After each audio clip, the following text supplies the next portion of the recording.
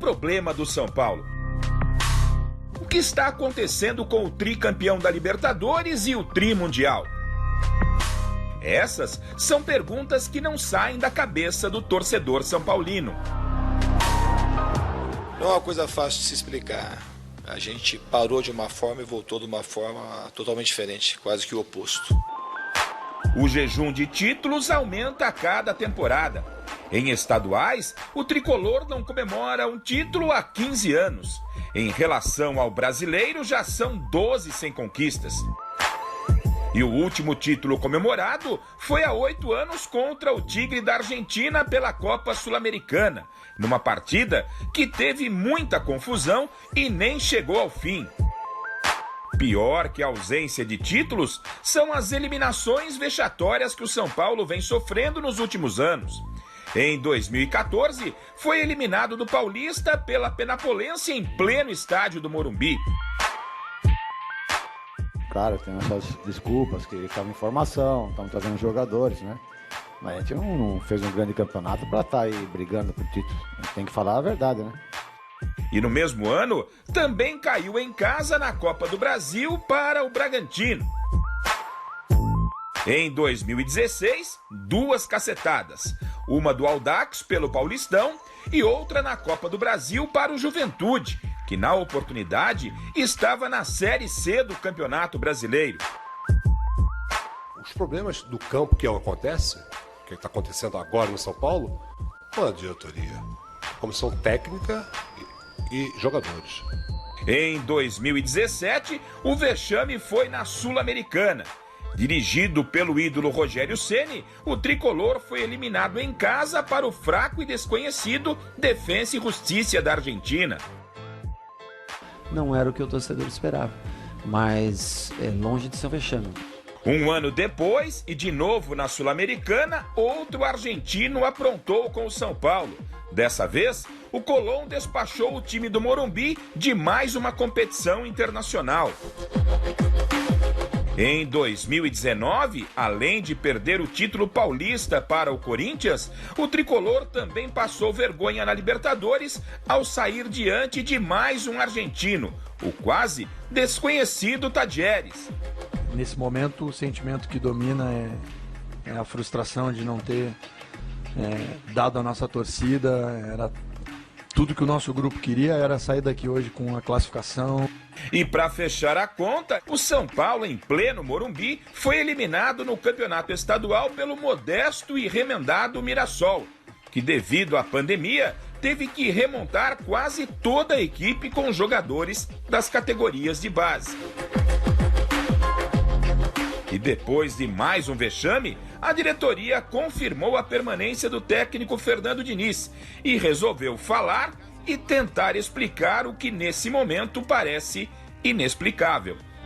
Foi um verdadeiro fiasco, o que nos causa uma revolta gigantesca, como a gente tem certeza que também é na torcida, mas uma revolta gigantesca, e agora cabe a gente trabalhar ainda mais e corrigir os erros para que isso nunca mais volte a acontecer, para que a gente não sinta esse sabor amargo e muito menos os torcedores.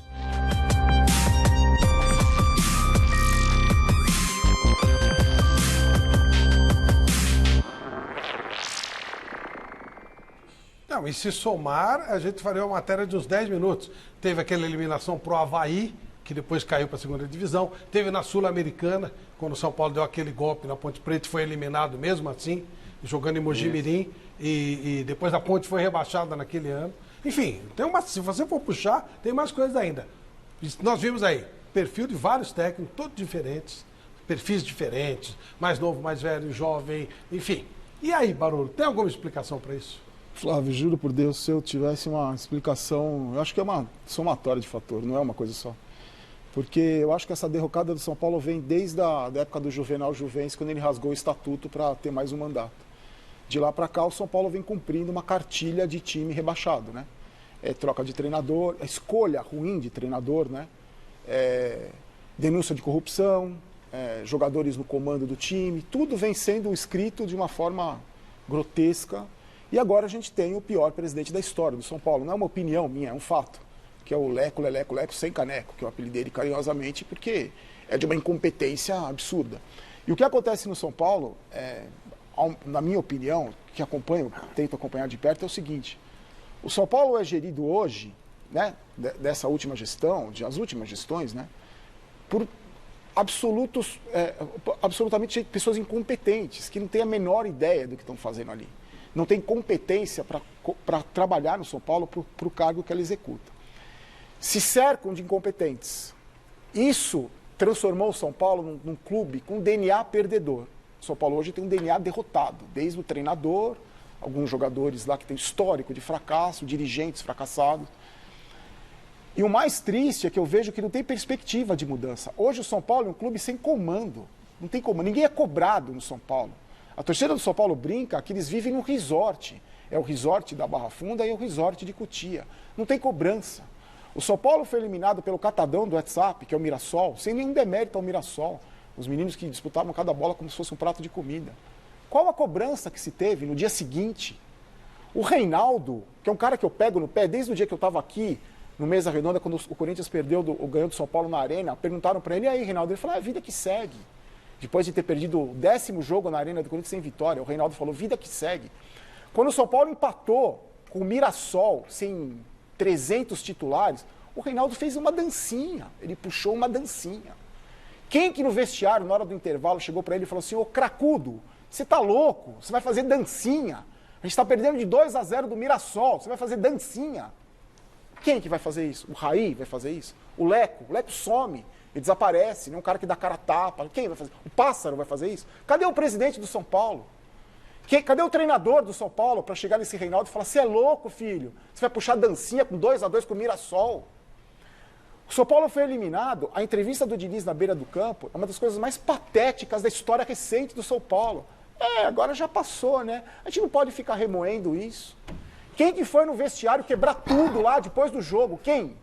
Porque não era o caso de... Não estou falando de violência, vocês estão entendendo o que eu estou falando. De lá cobrar. O último cara que fez isso foi o Rogério Ceni, que jogou uma prancheta depois que o Jô fez o segundo gol naquela fase decisiva do Campeonato Paulista.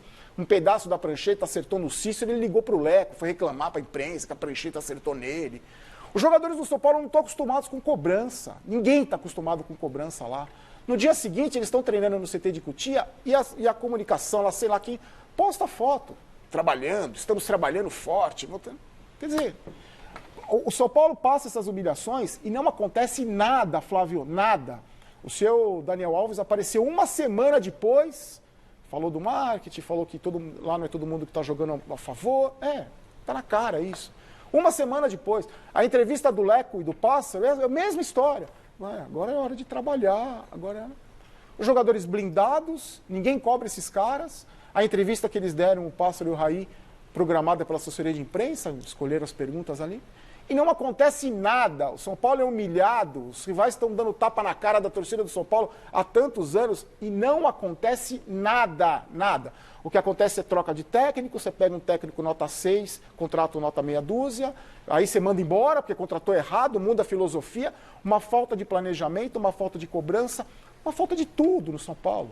Qual a perspectiva agora? A eleição tem o Casares, é um cara que fala o que a torcida quer ouvir, que vai trazer o Muricy, vai trazer o Rogério Ceni, o Marco Aurélio Cunha, a gente nem sabe se é candidato, esses conselheiros, a gente não sabe nem quem são esses caras, que estão lá minando, tem um projeto de clube-empresa no São Paulo que está engavetado lá, que ninguém se fala disso. Qual é a perspectiva para o torcedor do São Paulo? Vai mudar? Será que ano que vem muda com o presidente? Já vai... Sinceramente, não sei. O que eu vejo no torcedor do São Paulo hoje é a falta de esperança em alguma coisa melhor. A falta de esperança. Aí as pessoas falam para mim assim, mas o São Paulo estava jogando bem antes da pandemia. Jogando bem. É líder de posse de bola e de chute a gol. O São Paulo perdeu do Santo André naquele dia que eu vim aqui discutir com o Diniz. Empatou com o Corinthians, 0-0 no outro jogo. Fez 2-0 na Ponte Preta, tomou um gol, foi no sufoco. Ganhou no Oeste de 4-0. Depois teve um bom jogo contra a LDU, que eu estava no Morumbi, jogou muito bem contra a LDU. Contra o Santos, ganhou, estava perdendo no primeiro tempo. Ganhou porque o Santos teve um jogador expulso. Só. E aí, meu caro Barolo, o São Paulo traz, você falou, perdedores, e não dá para contestar, né?